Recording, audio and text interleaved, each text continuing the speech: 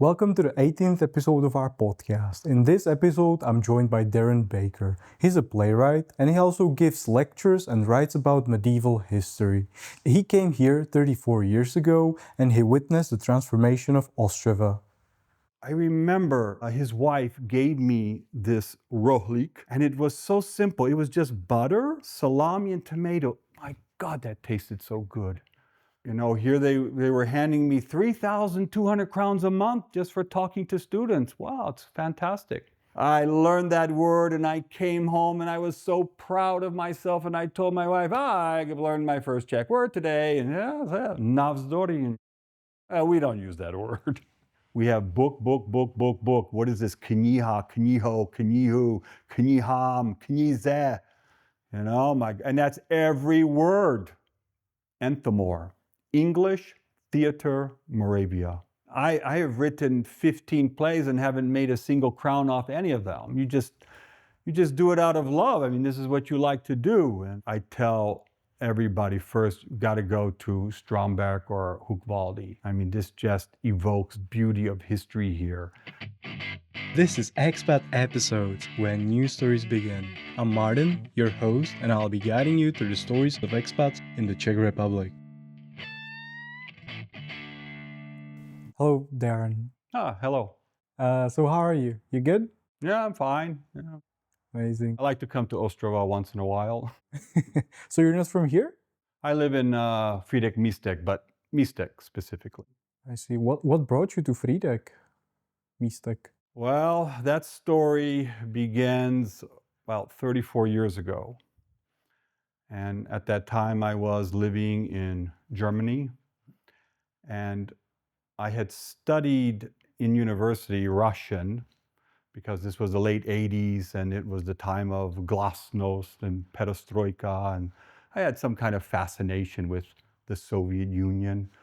So I studied Russian. I came to Germany because I studied German as well. And that was going to be my sort of launch pad to the East.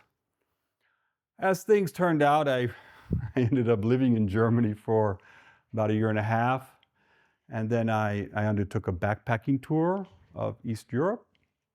It was fantastic, although going alone at that time, trying to understand how the trains worked and how everything basically functioned on an everyday basis. This was right after 1989, so. But my travels back took me to Frýdek Místek because I had met a young teacher from the city. We met in Domažlice. He said, stop by, so I did, which was really interesting because at that time, most people didn't have a lot of phones. So he didn't have a phone. I just showed up at the train station. I grabbed my backpack, started walking through the town. I had his address. And I thought, well, these people all study Russian. So I asked them, Izviniche, пожалуйста, But they all answered me in Czech. So eventually I found out where he lived. I somehow got in the door, went up, and I knocked on his door, and he was actually in the middle of an English lesson at that moment. And he told his student there was going to be a surprise test. I thought, wow, here's your surprise test. Talk to this guy from California. So that was quite amusing. I spent 5 days with the family, and I loved it. There were no cars, no billboards. Again, this was 1991. Everybody was still excited, after the revolution and all. It was a great time to be here. And then the nature, they took me to the Beskidi. And I remember his wife gave me this rohlik. And it was so simple. It was just butter, salami, and tomato. My God, that tasted so good. And their baby was along for the trip. They take the babies into the mountains as well. She had an accident. There were no Huggies in those days. So they just took her down to the ice-cold creek and cleaned her up there. She screamed throughout the valleys, but I love that. I mean, that's a great way to bring up children in nature. So yeah, it was a fantastic time. So when I had the opportunity to leave Germany and come here. So I came. But you're originally from California, I from was what I born understood. there, but I grew up in South Carolina. My father was a Navy man, so we ended up in South Carolina. He was on a submarine there, and I followed in his footsteps. I graduated from college, and I also joined the submarine force. And that's what brought you to Europe or Germany? No. My submarine was based out in California, in San Diego. So our patrols were in the Pacific.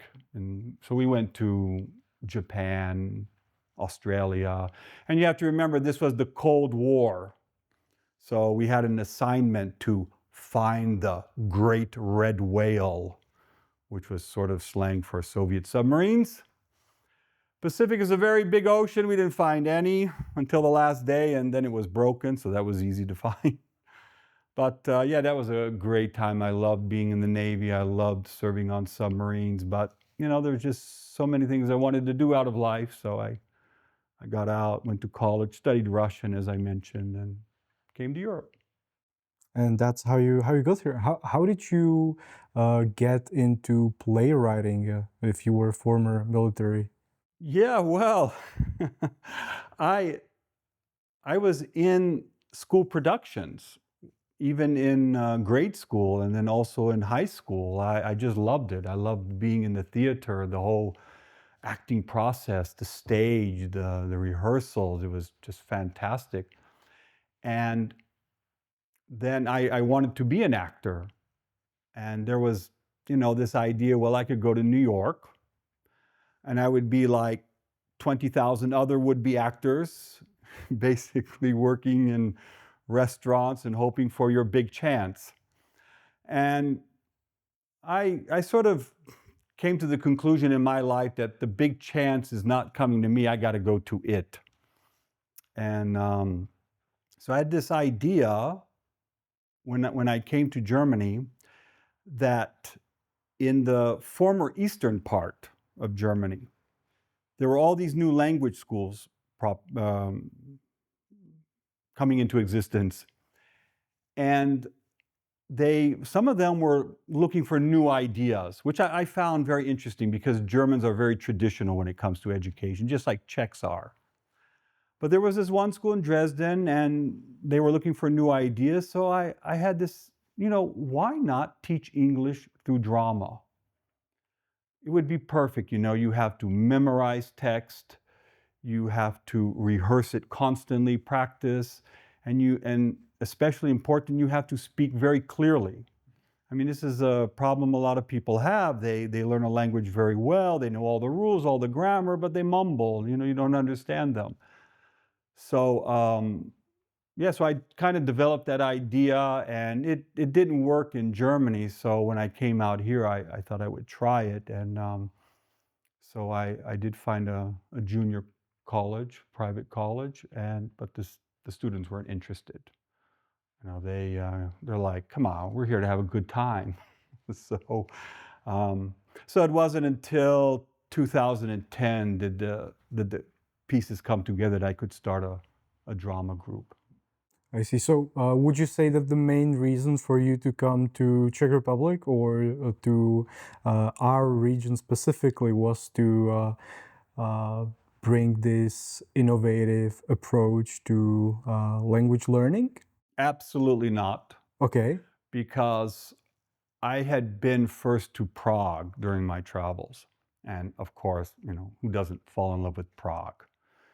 And, I got to live in this city. Well, I soon learned that there were like 5,000 Americans there. And the thing I learned by meeting a few of them is they were very arrogant. Like they came to Czechoslovakia to help the poor people after 40 years of darkness. And even how they were dressed like Che Guevara, in revolutionary garb. And I said, oh, okay, I can't be around these people. I never wanted to give off that vibe that I'm here to save the poor people. That's complete nonsense. I love theater, And starting an English language theater was a way for me to indulge in my hobby. That's all. But of course, if Czech people join me, it's a very great opportunity for them as well, to get out of the classroom, writing all those phrasal verbs nonstop. So yeah. So could you please tell me more about what you do here? Because is it only for those who are native and speak English very well, or is it also for Czech people who are only trying to learn the language? Well, I came here, the opportunity was I could teach English in a school, and they would pay me money for it. So I came to this school in Frýdek Místek, and here they were handing me 3,200 crowns a month just for talking to students. Wow, it's fantastic. And this was a time before there was YouTube and all this access to the world outside. So the students were very curious. They wanted to know about things, about travel and all that. So it was very good. And so basically, I'm a trained mechanic from the Navy, but I didn't speak the language. So basically, English was the way I could have a job. I have to say my original intention wasn't to live here. I was thinking 1 year and then I will go someplace else. Russia was my ultimate destination. But as it turned out, I met a young lady in Frýdek Místek. And today we're still together, 33 years later, 2 adult children, and I still live in the same Banalok all these years. And I'm quite happy to be there. So yeah, I completely settled in. I would never have guessed this is where I would end up, but I'm completely happy with the choice. I believe a little bit in fate. If I'm here, it's because I'm supposed to be here, but for myself, not to save the locals. I see. You were talking about, being in New York and having to, really impress to get into acting or wait for your big chance, right? So how would you say that it differs in Czech Republic? Do you think that's also the case, or what? Or let me put the question differently. How would you say that the cultural and creative scene differs from America to here, to Czech Republic or Ostrava specifically? I don't think it differs at all. Because I've been here many years. I've had lots of ideas, lots of projects, and it's always I have to go to them. Nobody comes to me. So it was the same like in America. If I wanted something to happen, I got to make it happen.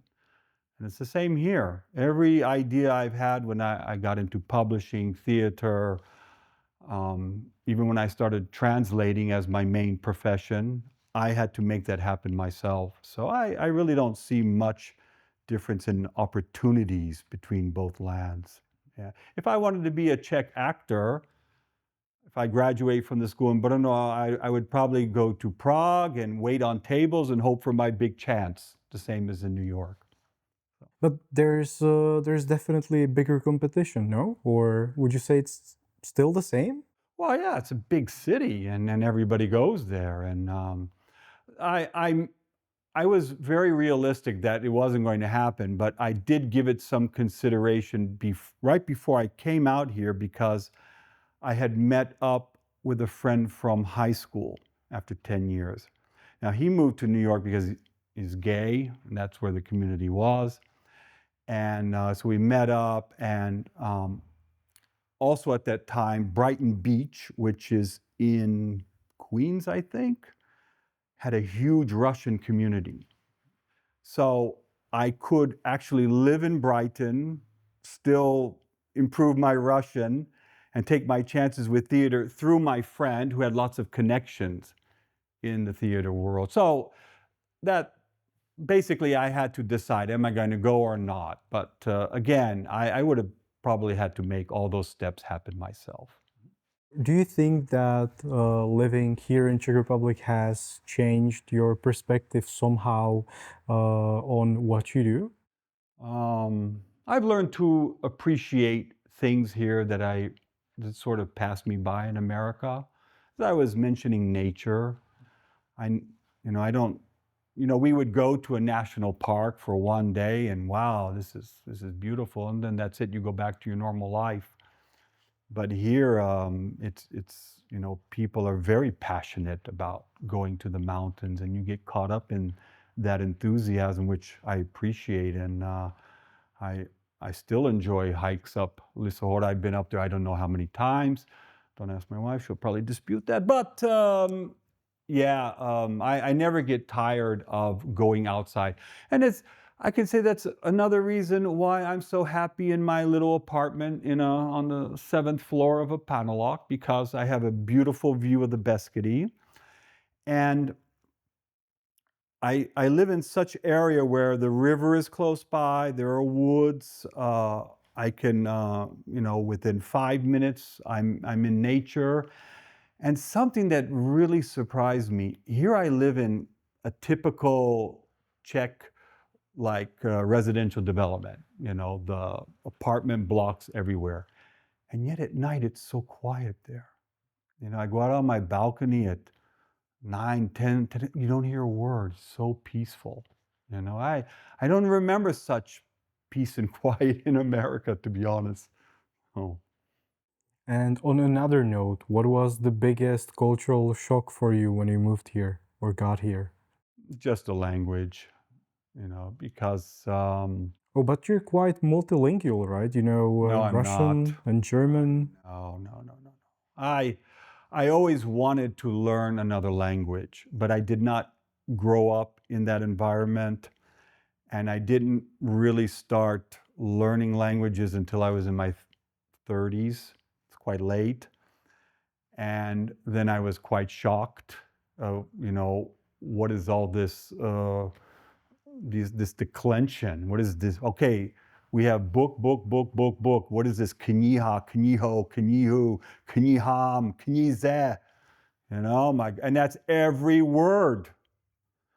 So I thought, okay, what did I get myself into? But I will say, because I married a local girl, her family didn't know any English. And you've got to communicate with your mother in law. So I would take her magazine. It was called Story at the time. I don't know if it's still in existence. Story. You open it, and there would be a glossy picture of a celebrity and just a single sentence. And I was somehow able to put the two together, and I started learning that way. And just kept at it until finally I got a job in Ostrava, and I would commute from Friedeck every day, and I would buy a paper, sit on the train, and try to read the newspaper. And I remember the first day, because I was going to learn at least one word every day. And the first day, so here is the word I'm going to learn, and it was navzdory.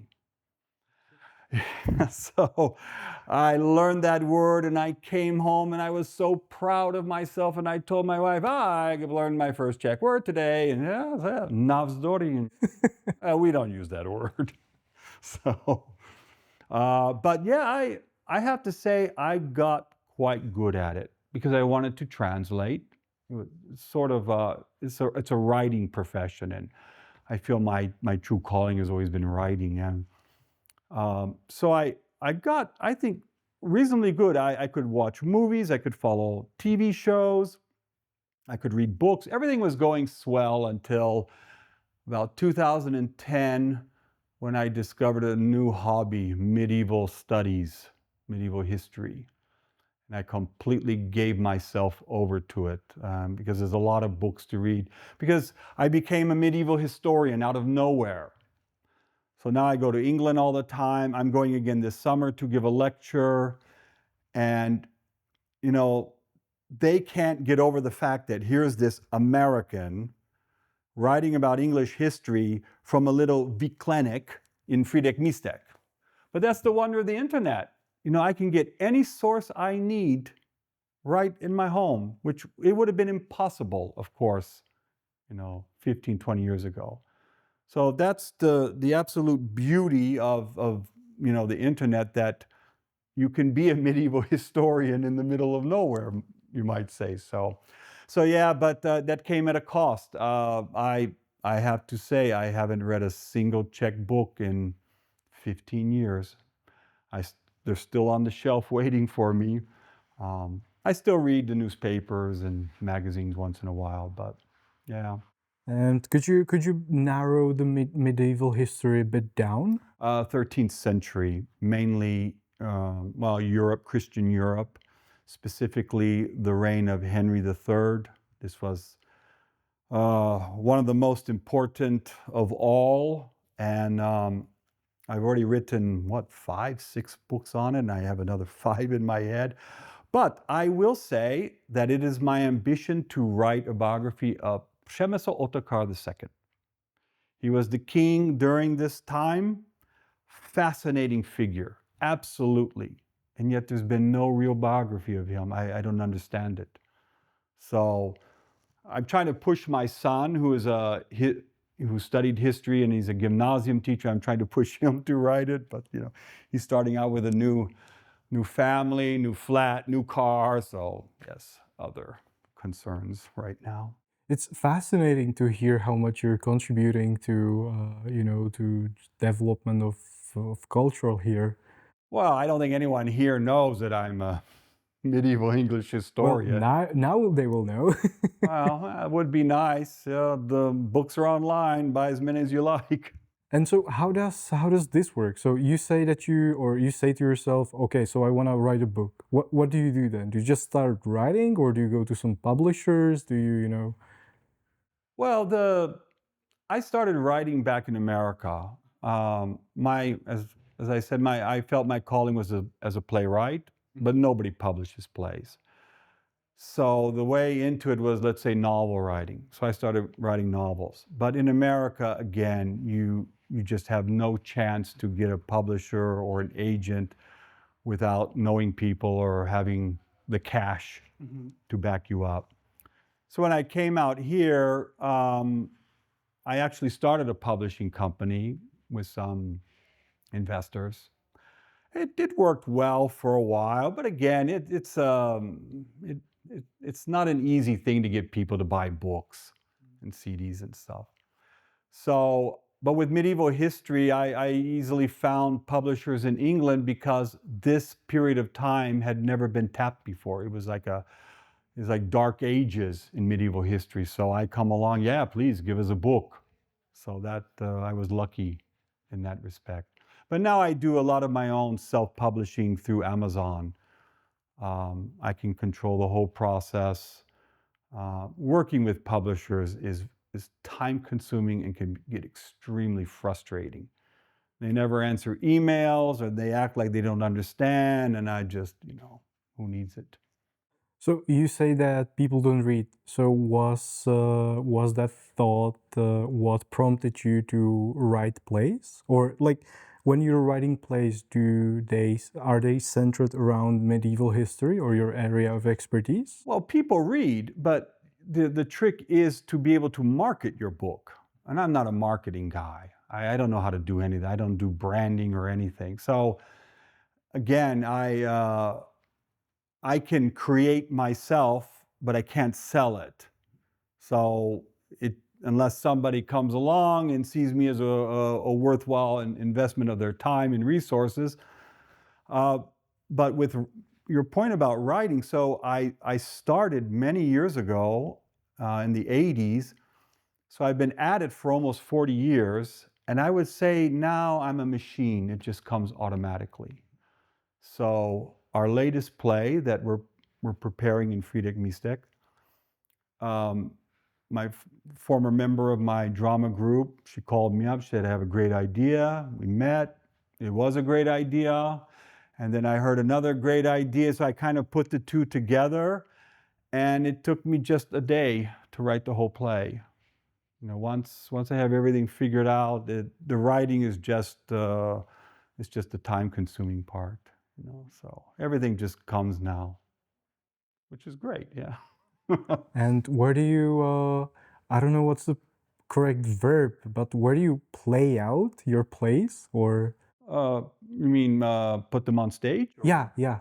In Friedeck, there's a theater called Stierzlistek. It was mainly a puppet theater for children. And the original idea was to have the theater in Ostrava because it's going to be English language and we wanted something for the wider community. And I approached many theaters here. They didn't have any interest at all.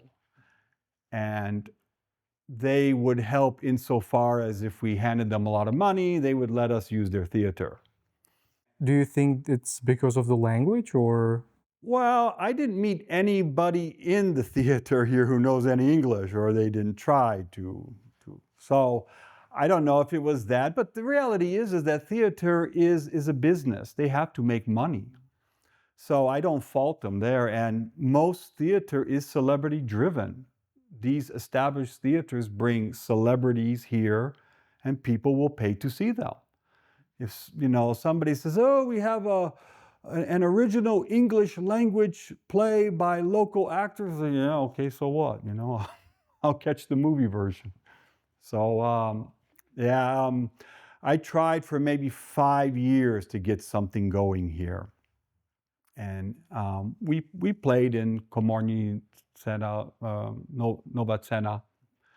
Also, Stara Arena, we played. They were great experiences. But the reality was we could never generate enough money from our performances to pay for them. So the Stierzlistek in Friedeck was very welcoming, and they gave us a stage. Here in Ostrava, we were practicing in restaurants and buildings under construction and out in the park, so. Have you worked with any of those so-called celebrities, like be it Czech ones or any foreign ones? I've actually met a few, but again, we're putting on my plays. And my plays are a little bit different. They're sort of a combination of comedy, tragedy, drama, everything rolled into one with crazy beginnings and crazy endings. I can't say they're for everyone, but they typically work. We've gotten great response. But to keep playing an English language production in an area like this, you need an audience, and it just wasn't there. So that's why we switched to Czech language about 10 years ago. And our next productions were in Czech. There were 3 of them. But we didn't have an audience anyway, like I said, people typically go to theater for a special reason, And so now we're back to English again. And I would say the best example is if you look at the Shakespeare they put on here. From my understanding, it's very popular and it always has a lot of people come, and it's in English. That I don't understand, because Shakespeare in English is not easy even for native speakers. I mean, if you take a play like Richard III, in the opening soliloquy, he says, "Now is the winter of our discontent made glorious summer by the son of York." That is understandable, even to non-native speakers. But then the next line is, "And all the clouds are lowered upon our house in the deep bosom of the ocean buried." What the hell does that mean? So, and to think that somebody's going to stand for 3 hours listening to this, well, they have my admiration. We did take our children to the Globe Theatre in Southwark, London, to watch a Shakespeare production. Fortunately, it was one of his very easiest plays, The Merry Wives of Windsor, a comedy. So my children had to stand there for 2 hours, but the atmosphere was great, the laughter and the costumes. And speaking about the length, how long are your plays usually? I keep them no more than 90 minutes. Okay. I'm absolutely against these 4 and 5 hour plays. I have sat through them in America. Gene O'Neill, my gosh, 4 hours in a seat listening to these people whine. Oh, it's unbelievable. So, yeah, to me, 90 minutes and go home. Even today's films, all the new movies coming out are 3 hours long. What is that? So, it's a lot of popcorn to eat. Yeah. Help me paint the picture then, please. How does one play of yours look like? Because you said that it's very that there's many genres. That the beginnings and the ends are unusual, if I call them that, or different. Yeah. So how does that look like? I guess an example would be good. So in 2012, we put on a play that was a Titanic play. And the inspiration for that came from a friend in Prague who did, I think it was a ballet. And in this ballet was this sort of dance of death. And I really liked that idea. So I conceived this play where there would be death stalking the passengers. And added to that, I am a fan of Eugene O'Neill, not his later 4-hour plays, but his earlier 2-hour plays. And one of them is called The Hairy Ape. And it's about, or the scene I had in mind was this stoker, the guy who's shoveling the coal in the furnaces. And he's just this raw human being, and his body is covered in hair. And this very fashionable lady, she's taking a tour of the ship, and she sees this guy, and she's frightened, like he looks like a gorilla or something. And, well, he's insulted, and wow, that play runs its course there. So I also took this idea of having to have death and this stoker as the two points of the action. And I just bring in these characters, and basically the big finale is the stoker blows up the ship by putting so much coal in there. The pressure rises because he's insulted by these women. And the ship is sinking, and there's an opportunistic first officer.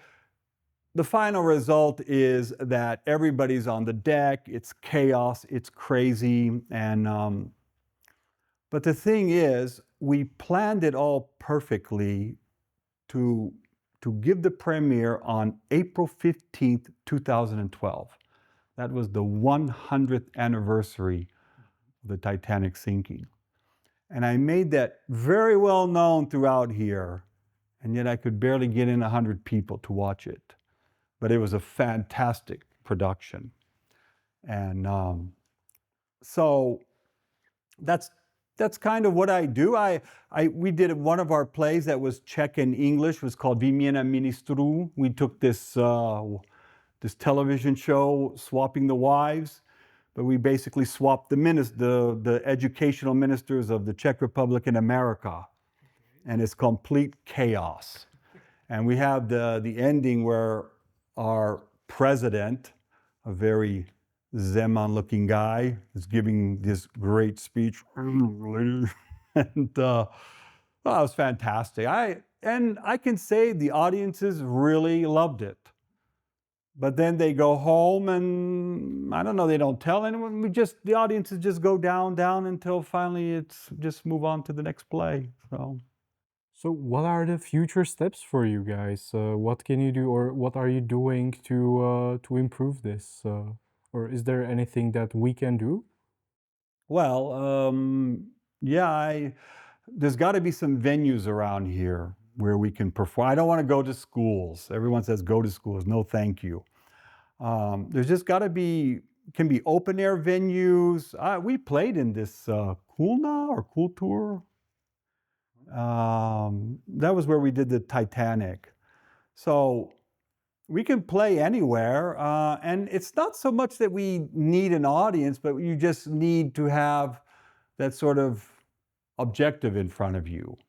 And I feel now that people in my group are a little bit lethargic because they think, oh, we're going to go through all this work, and what's the point? I have to fight to find a place to play, and who will come and stuff like that. So yeah, I'm kind of looking for a rejuvenation of the company. So. And what are you guys called? Enthemore, English Theater Moravia. Okay. It's true, as I said, I suck at marketing. And all those other guys don't have time for it. So, no website, Facebook page, 5 years old. So, I'm hoping to bring in people who love marketing, who will see a project like this and said, oh, we got to get it out there. So, I need these kinds of people, and it's the same with my books. I want to help people around, well, help, but like, let's say assist people around here who have written books. They want them published. I'm here to guide them through the process of self-publishing with Amazon. So there's so much that can be developed from the culture of this area. We just got to bring all the pieces together. So you're looking more for volunteers, right? Well, right now we don't have a payroll. I mean, that's basically, I have written 15 plays and haven't made a single crown off any of them. You just do it out of love. I mean, this is what you like to do. And my first group of actors from Ostrava, they were great. I mean, they were really into it, but we had to move to Friedrich Miesdeck. It wasn't conducive for them to commute all the time, especially in winter. So, but if I could find some way to entice people back and to really promote the group, it would be great. Okay. And I would even like to replay all of our stuff. The one we're working on now will be our 10th production. That's quite a lot for a theater group. And this one's going to be great. Yeah, I mean, this ending is even the best. Can you disclose a bit more, or? I'll just say the basic story is a man ends up in hospital in a coma. His wife gets into his phone because she has to take care of all the business of the family, and she finds a long list of women in that phone. She thinks he's been cheating on her. And with her sex therapist, she figures out that no, what he's been doing is selling his sperm to all these women. So she's still angry because he hid all the money from her. So now, to get her revenge, she's going to keep this sperm production business going even though he's in a coma. So, and this leads to an extremely wild ending which this makes me the happiest all in playwriting, is when I'm able to bring all the characters into the last scene and have this chaos just envelop all of them. So yeah, it's going to be fantastic. It sounds good, but I have a question, and that is, out of all the plays you've written and played out, which one was the most received? Because from what I've heard, the Titanic or even the Vimena Ministry, it must have been so much fun, right? They were fantastic, and we had great audiences. I think they all did very well. Our first play was kind of a American Civil War comedy drama. We did that at Nova Cena. And it was full. We had a completely full, and it was the standing ovation. Everything was great, but to keep that momentum going, that's always the problem. And so all the plays got, I think, great responses. We even did one play about a guy who's stranded on an island for 5 years. He's rescued, comes home, and the first thing you notice, he's not a nice guy. But also, he has this bag of coconuts. Those are his friends from the island, but they're still his friends.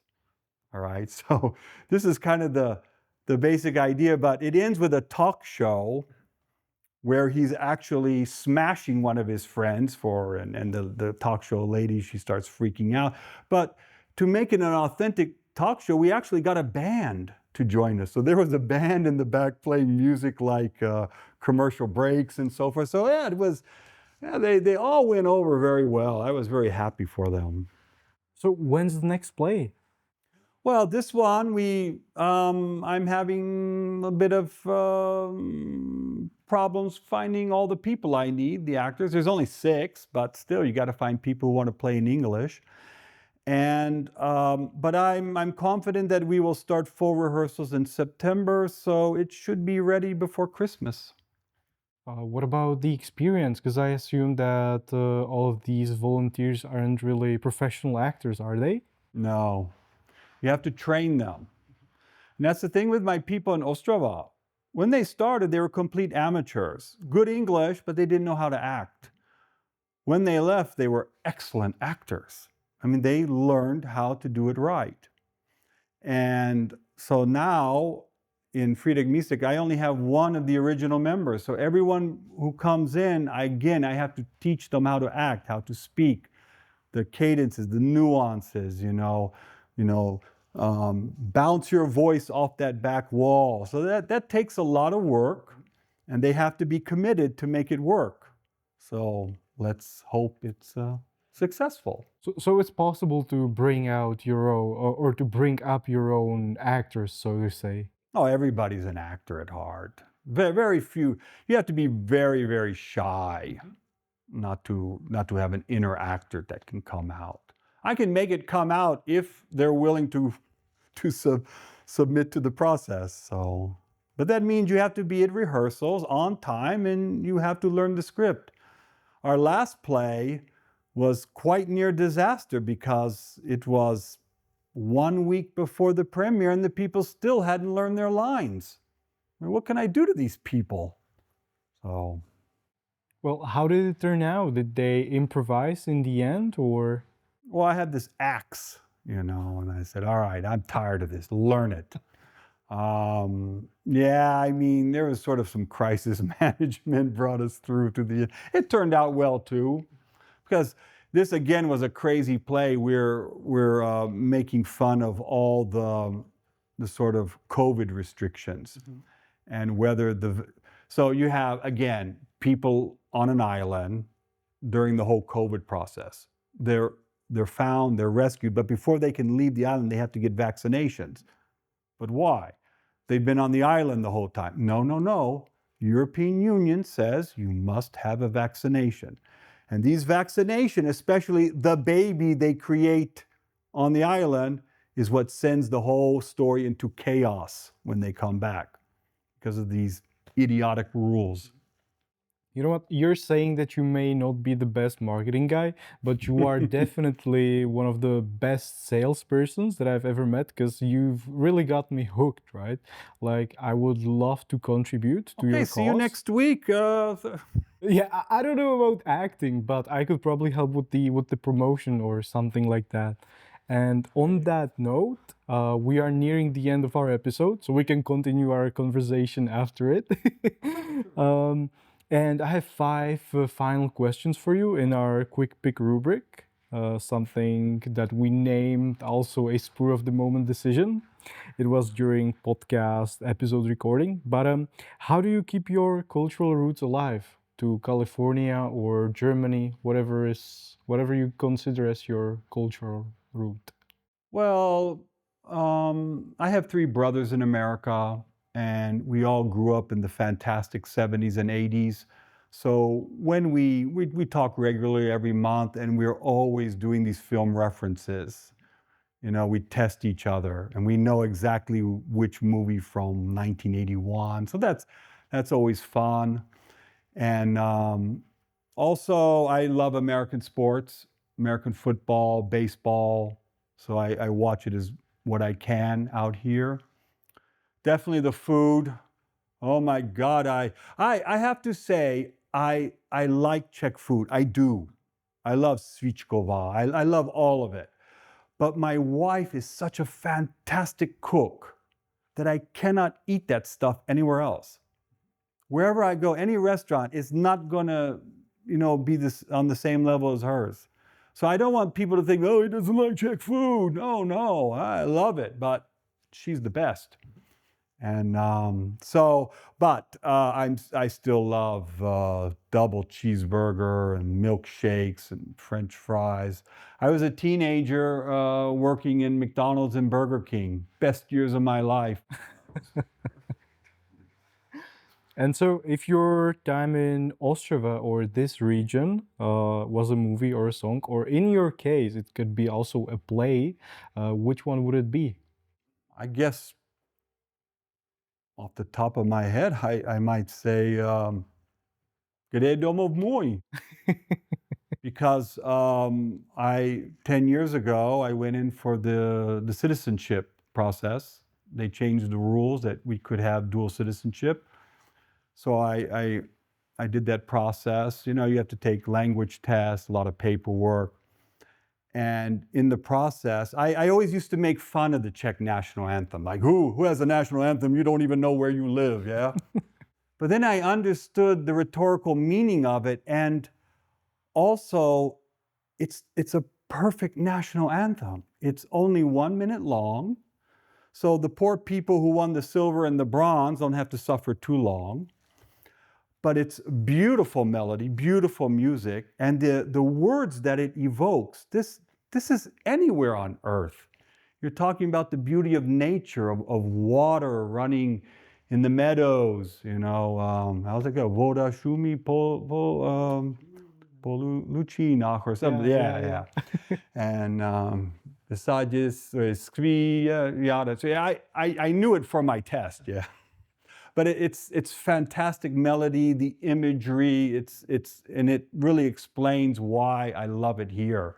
Something simple, beautiful, and it encompasses the whole world. But even on that note, when I received my citizenship, we had to go to the regional office, this group had to take the oath. And then the final step was they play Gredo Mumuya. And they had it on a portable player. And they started playing it. And we're all standing there. And they couldn't make the volume go up. It was so quiet, you know. And all these people were trying to fix it during this process, and we're all standing there, this quiet, you know, all around us. And I thought, this is a perfect Franz Kafka moment. I'm absolutely happy to be here. So. And so, what makes you want to call Ostrava your domov? Well, the region, or because Frýdek Místek's my home. Oh, that's true. Yeah, the region. Yeah. Yeah, I'm very lucky that I got to see it grow. When I came here, this place was a ruin. I mean, my God, the train station. Now the technology here is fantastic. I spent 2 months in America last year, and I would say it's more advanced here than there, because everything back there was built 50 years ago.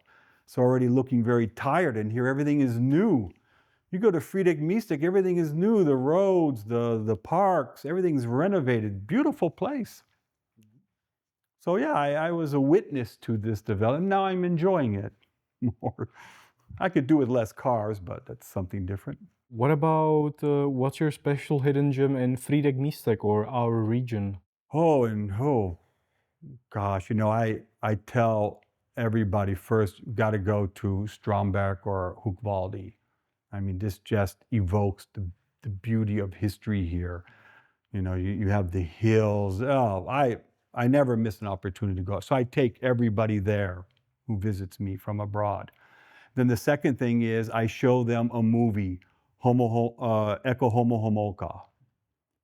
This to me is the absolute perfect representation of the universal family, not just a Czech family, but a family anywhere trying to enjoy their Sunday and everything goes wrong. This affects everybody. And the people I show it to, they don't understand a single word, but they love it. I mean, it's so visual, they can just feel the vibes. So yeah, that movie and these castles are it. So, Darren, the last question that I have for you today is tips for a trip to USA or California, whichever you want.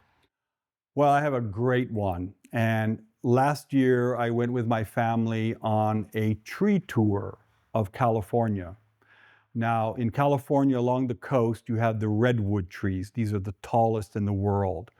And these forests are everywhere. You go into them, and because it's on the coast, there's a lot of mist. So it's kind of like walking in a fairy tale land amongst these giant trees. Then you go a little bit further south into the middle, and you come to the sequoia trees. These are the largest in the world. They're just massive, and you're just in awe of their size. So that's a great one. And then you swing around the Sierra Nevada mountains, go up the other side of California, and this is the true gem. This is the bristlecone pine forest. It sits at an altitude of over 3,000 meters, and these trees are the oldest creatures in the world, over 4,000 years old. And here you are on top of the world. You have a beautiful view of the Sierra Nevada mountains in front of you, and you're amongst these ancient creatures. You touch them, you feel the spirituality, everything, and nobody really knows about them. When we were there all alone. So the bristlecone pine forest, the ancient forest they call it in California, I truly recommend as a wonderful tip. What about the wildfires there? Actually, when we proceeded north and into Oregon, we did get some of the wildfire smoke. So they're always there. I mean, that's just the risk of living in California. Yeah, I mean, but that's mostly along the seaboard. The inner area is more arid, more desert-like, so probably it's not so bad there. I see. Thank you so much, Darren. Also, thank you for taking the time to join me today, for coming here all the way from Friedeck Miestek. All the way from Friedeck Miestek, yes. Yeah, it's nothing like your typical work commute in America, right? But yeah, we still it took me a whole appreciate 20 minutes to get here, yeah. I still appreciate it though, and I hope this was as pleasant to you as it was to me. I enjoyed it. I hope that we can shed some light onto what you do, and hopefully we can also get some passionate new people into your company. That would be excellent. More than Thank you so welcome. much. All right. Thank you. Thank you. Okay. And I will see you guys in the next episode, and hopefully also on one on Darren's Baker's Place. Goodbye. This podcast is proudly brought to you by Ostrava Expat Center.